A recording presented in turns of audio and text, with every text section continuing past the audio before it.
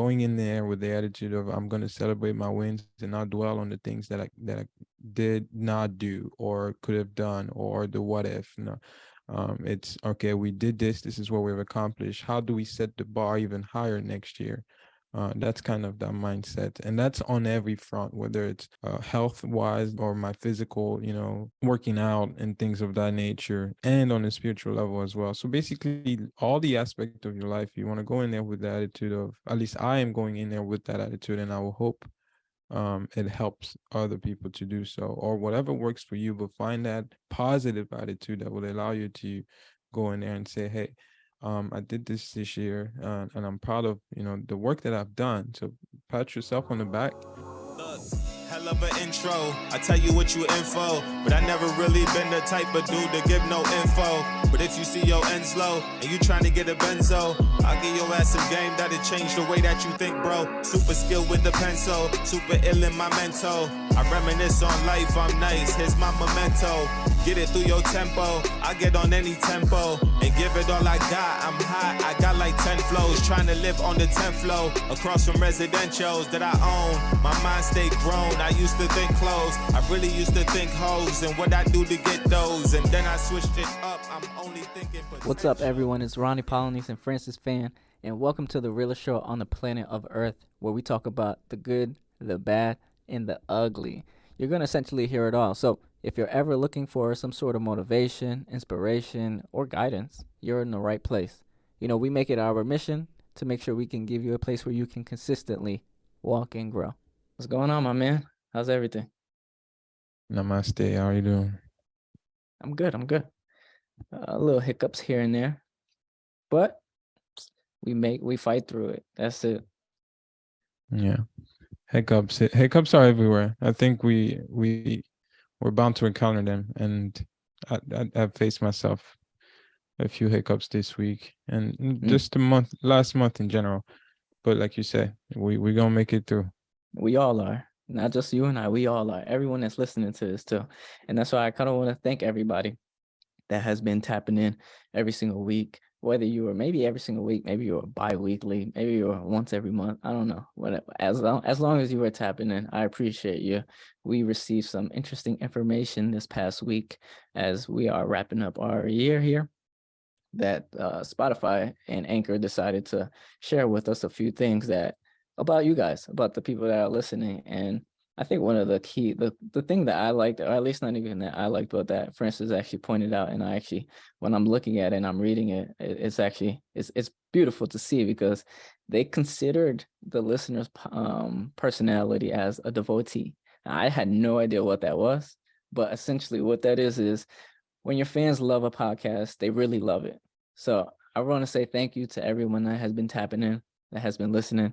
I appreciate the time for you to give any of your time to this podcast. I appreciate that. And I don't say that lightly.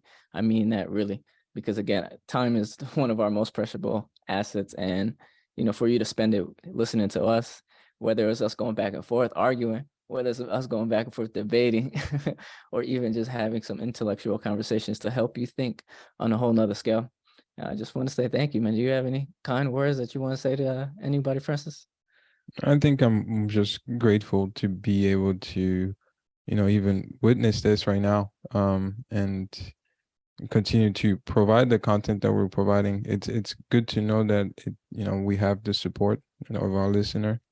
I was looking at one of the stats here that caught my eyes. Is the number one podcast for more than 50% of our listeners numbers. So, and then you have top 5 podcasts. We're top 5 podcasts for largely 75% of our listeners. So that shows that we're actually doing something good here, and we appreciate that support. And if there's anything that we need to tweak, any change, any adjustment, any guidance, growth, advice that you may have, that door is always open.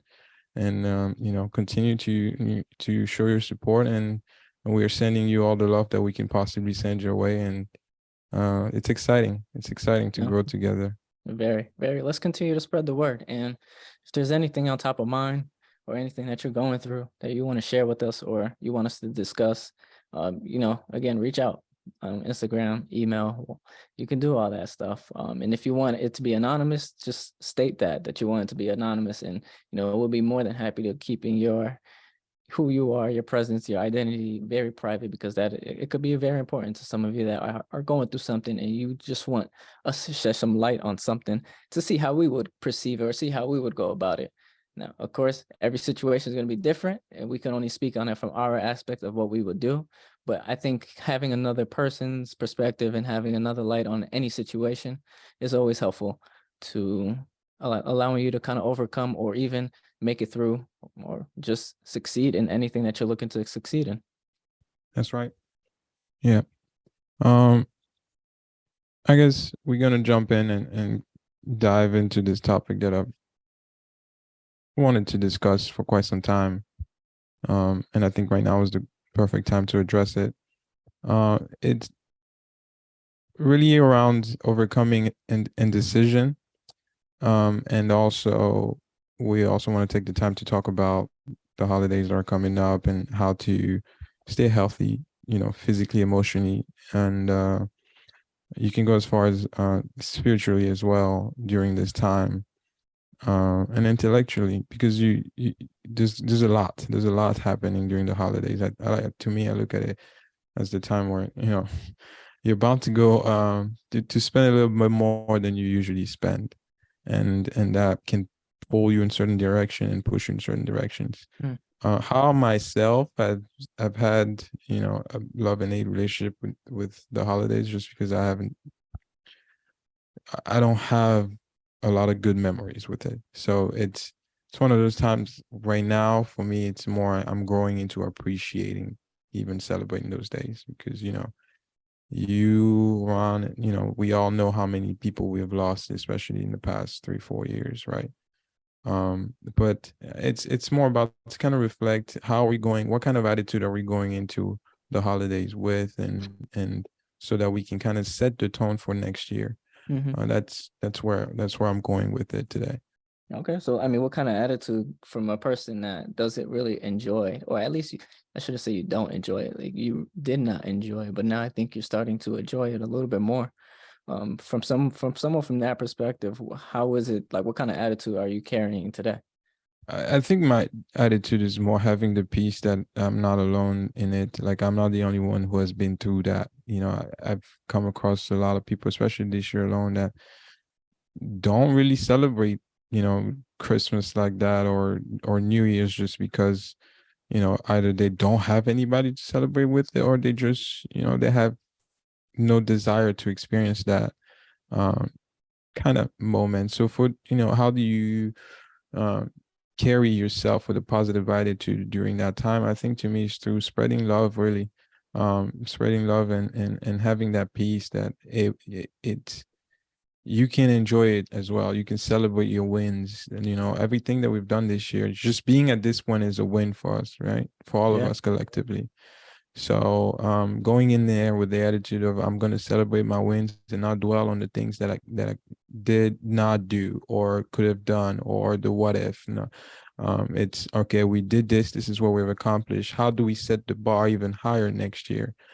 That's kind of that mindset, and that's on every front, whether it's health wise or my physical, working out and things of that nature, and on a spiritual level as well. So basically, all the aspect of your life, you want to go in there with the attitude of, at least I am going in there with that attitude, and I will hope it helps other people to do so, or whatever works for you. But find that positive attitude that will allow you to go in there and say, hey, I did this year, and I'm proud of the work that I've done. So pat yourself on the back, and see what adjustment you need to do, and to keep pushing. Yes, those mistakes are there, but don't dwell on that, because they were there to teach you a lesson. So that's kind of where I'm at with it.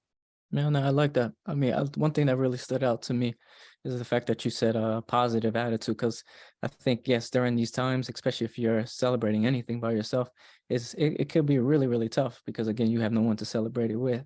I think one of the key things that I've learned in just this year in itself, and I heard someone say this, and that's when I really like stuck it out with it, is he said, control the controllables. Right. So what does that really all mean? In certain situations, we have control over the way we feel, what we experience, what we do.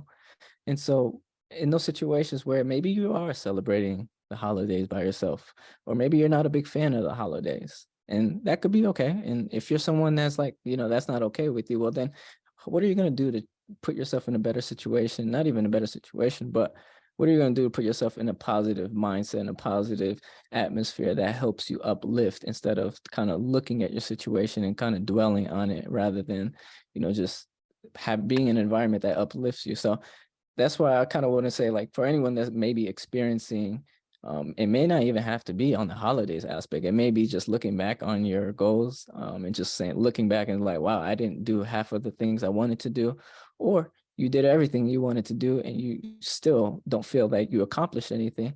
It's look back to see, what did you do? Maybe I'm pretty sure if you had a goal set for yourself, you probably accomplished at least one or two of those things that you probably didn't know you were going to accomplish it, but you did it anyways, right? So sometimes when you're looking at your goals, yes, some things are meant to be accomplished. Some things may not be accomplished, but you have another year. If you're still listening to this today, you still have some time to still get it done. If you still have a few days left shouldn't say a few days because it's more than a few days, but you still have the end of this month and you still have next year to put that right back onto your list to make sure that you are able to tackle that.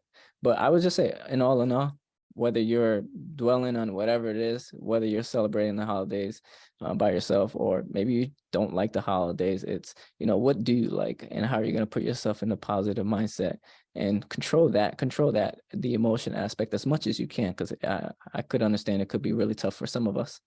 It is tough. Just because also the current financial structure of the overall, the world in general, right? So it's like everybody is scrambling to put themselves in a good position, and you got to go out there, spend money on gift. You got to go out there and make adjustment. Those who are moving, making those necessary expense that needs to go. There's a lot of different ways that the holidays can be stressful but also enjoyable. So it's finding the beauty in that chaos or storm or whatever it is that you're going through, or even if it's a beautiful garden, find the beauty in it and enjoy that moment, because it's really a moment to celebrate everything that we've done, and so we can even open the space for more with that attitude. No, absolutely. And that's the goal. To always have a door open up more opportunities rather than having, the door get shut behind you and you're still standing at the door looking at the door. We don't need that, guys. At least if the door is shut, you got to figure out, all right, what's coming, what's up next. Again, my mom likes to say this a lot. I actually heard her say it today. She says, when one door closes, and I'm sure everyone has heard this one, but when one door closes, there's always a bigger and better opportunity ahead. And she's saying that because she's going through this as we speak, right? So it's not just, Francis and I are talking on just what we're experiencing. Again, we're hearing it from our family, our friends, and other individuals that are going through tough times that, sometimes navigating it, especially by yourself and not knowing, or even that unaware aspect of what is to come, it's scary. Very scary. But if you believe in yourself, you have the confidence to maneuver, you know that you're a person that can bring solutions to the table, or you can seek out for help for those solutions. I mean, there's nothing but, I think, like they always said, the grass is greener on the other side. So as long as you put in that work, I don't think that, at least I don't want to go ahead and portray and say, everything is just going to come to you. You definitely have to put something in order for you to get anything. And if you get something for free, please let me know how you're getting it, because I would love to know what it is that you're doing. Yeah. Well said. And when you're doing that, I was talking earlier about sharing, spreading love during the holidays. Understand the person's or the environment, or whoever you're spreading love to. Try to understand their love language, and it will make things a lot easier as you're doing things with the people in your community or the people at home. I think that right there is a gold mine. And I think the biggest gold mine is understanding yourself, though, because I think once you can identify who you are and the things that you don't like, or the things that you do like, and the things that you're great, or the things that you're not great at, then you know exactly kind of what to really focus and look at. I did this, I do it all the time. I did it yesterday, actually. I did a survey pretty much, and it talked about my strengths and weaknesses, which pretty much was like a personality test. And I looked at it and I was very, very, very frustrated at the weaknesses, because I was like, that does not define me. That is not who I am. But I looked at it with a different light, after kind of like just really reading it and understanding who I am.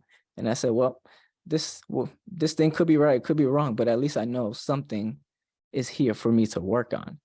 And so, I wanted to share that because, again, there's different ways of doing everything. There's something that I like that you may not like, Francis, or even whoever's listening, and this is vice versa. But it's understanding who you are as a person and understanding that person that you're speaking to, or the other side in general, that's going to help you have a better experience in all. Yeah, well, I was talking more about in this time right now, in how you're experiencing your time with others. But yes, understanding yourself is fundamental. I Yeah, get that. I mean, I had to speak on that one because I don't know how important that is. I don't know if you have conversations daily with individuals and you kind of ask them like, "Hey, what do you want out of something?" And, sometimes it's just like a list of things, but it's not, really truly indeed and concise to what it is that they're actually trying to accomplish or do. That's why I just wanted to expunge on that a little bit more, because I think it's important for everyone to really understand who you are before trying to please or even trying to understand somebody else. Yeah. Well, you will also run into those who are indecisive and will not know what they want. And in that situation, yes, you have to be spontaneous, but it kind of leads into the next topic that I want to talk about is during, when you're indecisive about, in that example, for example, about the gift that you want. How would you handle that? Indecisive about a gift, like a Mm. gift that somebody's going to be giving Well, me. let's say you ask me, what do I want? And I tell you, I don't know. Mm-hmm. Surprise me. That most likely would imply that I'm indecisive about what I want, right? I'm not specific about what I want. So in that case, how would you handle that? I'll try to see what you like and what you don't Okay. like. And then I'll try to, at the same time, understand what is a need and what is a want. So it's just more questions. And the kind of questions, I mean, for somebody like you, is I don't know how exactly I would handle it, but but for just anybody in general, and the only reason why I say that is because I know him and I understand him very well. I may not understand him in certain aspects, but I get the overall image of who Francis is. So if I needed to gift this guy something, trust me, it's not going to be a bad gift. But it's ultimately just understanding a person. What do they like? What don't they like? Why do they like certain things? Look at, just not stalk them, but identify certain things that they find interest in. And I think just more conversations is going to help someone gift somebody anything better. It's just paying attention a little bit more. I think that's the best way to gift anybody. It's especially when it comes true and near dear to your heart, and it's not somebody that's telling you, and you can identify it yourself. I think that gift is going to be even way more special to the person Exactly. than Yeah. for the person to be telling you, "Hey, this is what I want," and then you go ahead and give them that thing that they wanted. At that point, was it really ever a gift or a surprise? Yeah. Now here's the a follow up to that. You go and you do you're spontaneous. You go and get the gift, and it's not something that the person likes. Mm-hmm. Then what? I mean, would you know? That's the better question. I don't know if you would know if the person doesn't like it or if they do. I mean, maybe by facial expressions and just their reaction. No, they tell you, and the person tells you. That's pretty foul if somebody tells you that they don't like it. That is foul. I mean, how that doesn't happen. And if it does happen to you, I'm sorry that it happened because that person has no heart. You shouldn't be telling people that you don't appreciate their gift, and especially in front of their face. Especially if Yeah. somebody's putting time, effort, money into finding something, and then you just turn your cheek and it's like, yeah, no, I don't like this. That's it's a bit selfish there. I'm curious to hear what you got to say. If somebody goes ahead and gives you something, or just you give something, and somebody says like, "Oh, I don't like this," like, how are you gonna handle that? If the person doesn't like the gift, well, my natural instinct would be to apologize. That I know that, but Why would you apologize? because I'm the one who brought something that most likely altered the mood of the person. She was probably happy, or he was probably happy. They were happy. If it's and that moment has been ruined because I brought something maybe that bring bad memories or sad Mhm. memories, or in that context. But beside that, I think the first thing will be to say, well, what would you like instead, right? And try to figure You're a out from nice there. man. Yeah. I You're a mean, nice well, guy. I think we should all be, because what's the point of being here, right? At the end of I, the day. if someone doesn't appreciate a gift of mine and they let me know, I'm gonna say, okay, thank you. I'm taking the gift back, and I'm gonna go ahead and find the person that's gonna appreciate it a little bit more. Mm. Me personally, I'm not gonna apologize, because what am I apologizing for? Yeah, Well, I I get get that. it. No, I get what you're saying. I was just saying that's my natural instinct. But Uh, like, if I was to say, okay, if I snap out of that zone and I say, all right, what else can we do here in this situation? Right? Take this back and go get you something else, or if it's a child, for example, mm. right? You're just gonna take it back and leave the child there with nothing, really? I mean, as a you know? child, we're not. I mean, if we're Yeah. talking children, I think that's different of the Oh, so approach. now you're gonna put an age restriction on how Yeah, to because get children get. can't. Yeah, because if you're talking about a child cannot get them something the same way that an adult can. A child Okay. cannot work. Like, there is just certain things that, yes, there has to be restriction, because certain things children cannot go and get themselves. So Mm. I have to put that restriction onto it. It's unfair to put the same. It's unfair to say a child should act the same way as an adult when child is learning how to be an adult. I am not saying the Like, child should act like an adult. I'm saying you, as the person who's providing the gift, what is the ethical thing to do in that situation, right? if it's an That's all I'm adult, asking. if it's an adult, I'm taking it back. Say thank you, and I'm gonna either gift it to somebody else, go get my money, go get my money back. But why, like, why would you? So I'm just trying to understand why you're treating the two differently, Because right? a child cannot get themselves something the same Mm, way that an adult can, right? So someone that works, has money, can just go out there and go get it. A mm, child cannot. So if a child, if you give, and chances are, if you give a child anything, they're going to be appreciated. They're not. There's very few times that you'll have a child, and I think we've all experienced that at some point in our life, where we received clothes for Christmas and we were immediately pissed off mm. rather than a good old toy, right? But in those situations, a kid has no control over that. So why am I going to get mad over a kid getting mad that I gave him clothes rather But than toys? who When say you had to be mad, bro? We're just talking about the fact that, are you taking the gift back, or are you I already told trying you I'm to taking find an alternative? No, no, I get that, for the but kid, I'm not taking it back. you don't have to get mad over it. I'm just You using it know. as an example. But for the kid, personally, I'm not taking it back, because again, Mm, you're just a kid. You're still learning how to navigate life. For an adult, man, thank you. Thank you for the gift. I mean, you clearly don't appreciate it, and that's perfectly fine. Doesn't hurt my feelings. I just know now not to give you this ever again. Again, it's finding people's likes and dislikes. I think that's really what this, how to overcome any sort of indecision, is identifying who the person is. And if somebody doesn't like it and they tell you, I mean, man, kudos to that person. That's one person that's very bold and honest, and that's great. Don't get me wrong, that is a great attribute to have. But sometimes mm, being brutally honest could be really hurtful, because you don't know how you're hurting the other person.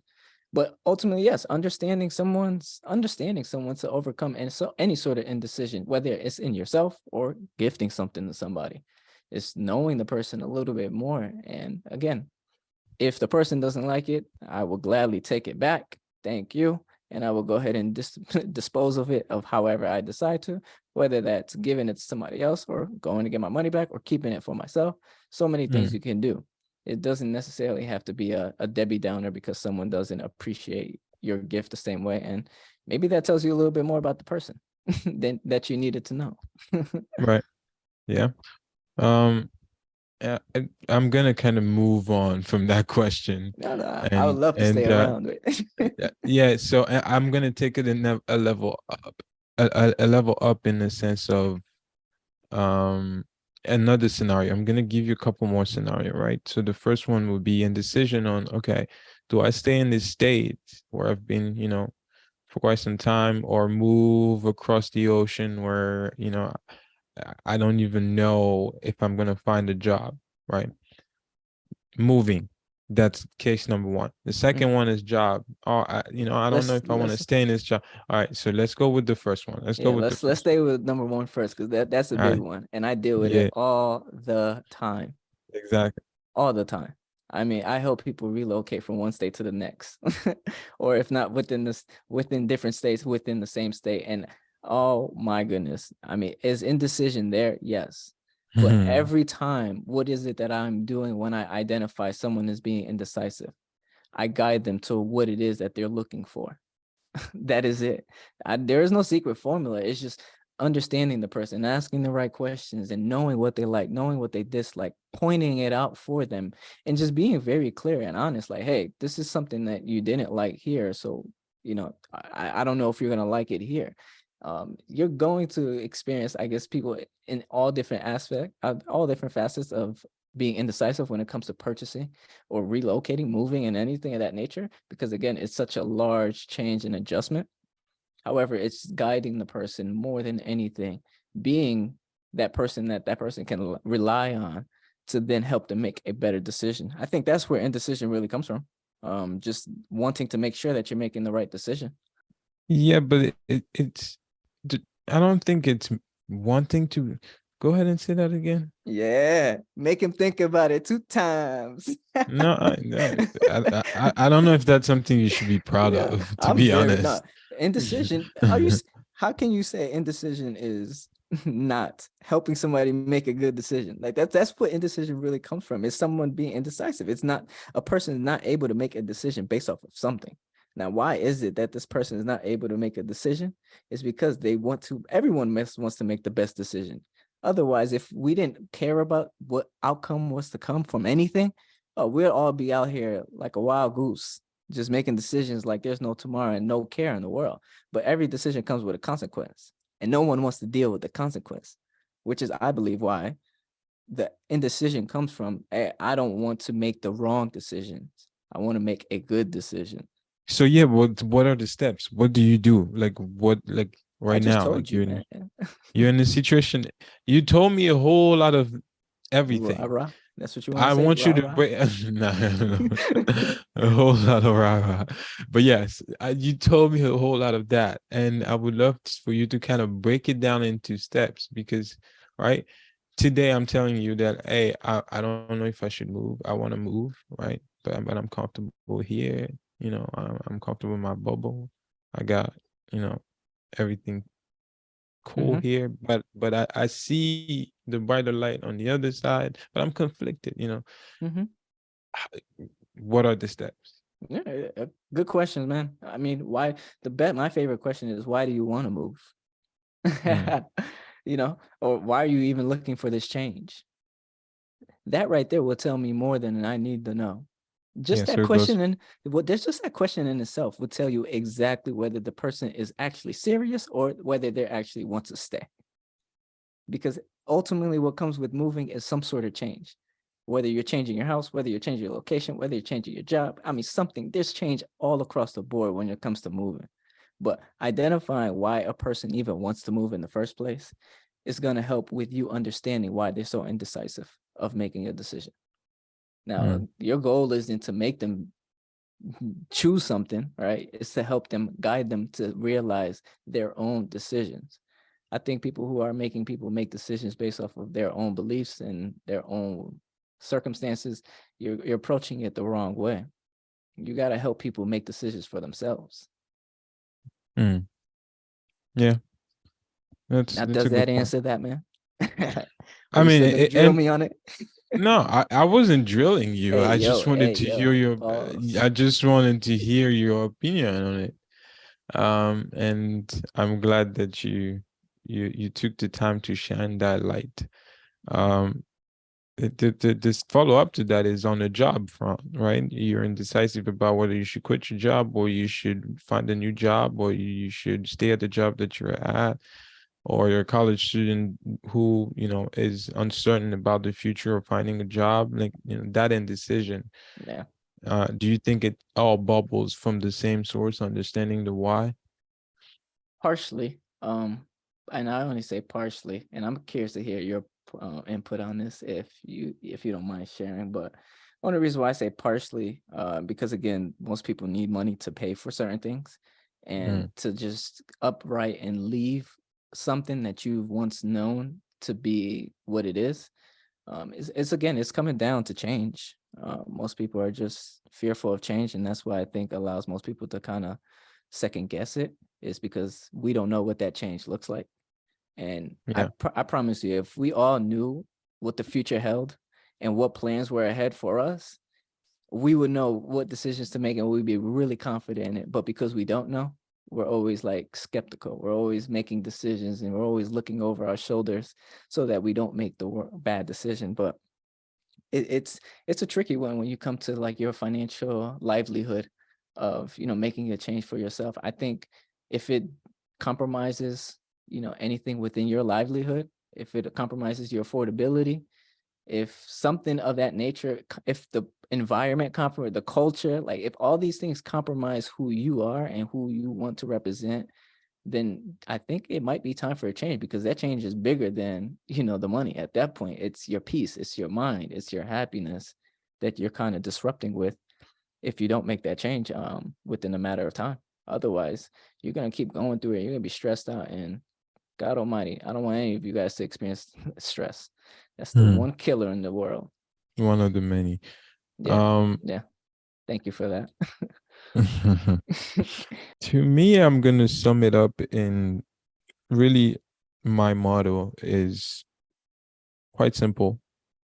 Hold the vision, carry the purpose, operate with faith, Mm, and wear an armor of gratitude. I think if your decision checked all those four boxes, you're in good hands. Again, for those who want to write it down, hold the vision, carry the purpose, operate with faith, and wear the armor of gratitude. It helps. It helps in making decision when you're looking at it from a perspective. If you've always had the vision of doing something, and one of the two decision will be closer to that vision than the other. And then you look back at the purpose behind it. Okay, so why am I moving towards this decision and more than this one? Is it because of the vision? If yes, why not, right? And that faith, and knowing that yes, you might not see the end of the tunnel, but there is light at the end of the tunnel. So be grateful for the opportunity to be even able to make a decision, because some of us don't, certain people don't get to make decision on how things are done in their life. So those four, that's to me, those are like, that's what I carry with me, or at least I try. But yes, Can you say it one more time? I forgot to write it down, so I want to write it down. hold the vision, carry the purpose, operate with faith, and wear an armor of gratitude. Okay, so what do you do in a situation where you have 3 out of 4? Then Okay. you look at the other. So if you're being indecisive, 9 times out of 10, you have option that you're considering. Now you can use these as a metric to look at each of those decisions individually and say, okay, which one outweigh the other, right? And go from there. Does that make sense? Yeah. So you Yeah. don't allow, so if you're missing one, do you allow that to sway your decision in terms of like, all right, I'm not going to do this, or do you still proceed? That's entirely up to you. That's just how I will do it. You know, that it's not like this is coming from a scientific book. No, this is something that I made up myself. So you know, just based off of the recurring theme of a lot of the material that I've read over time, and just even experience myself and having conversation with people, I think those are really some of the core things that if you have in your decision making abilities, it will simplify the process for you. It does for me, but there are times where it's like I know what I need to do, but you still get Yeah. that little resentment. So Oh yeah. that's normal. That's part of being human. And that's where that being grateful really helps overcome that little feeling. But yeah, Yeah. it's a process, bro. It's a process. It's part of life. Mm-hmm. No, absolutely.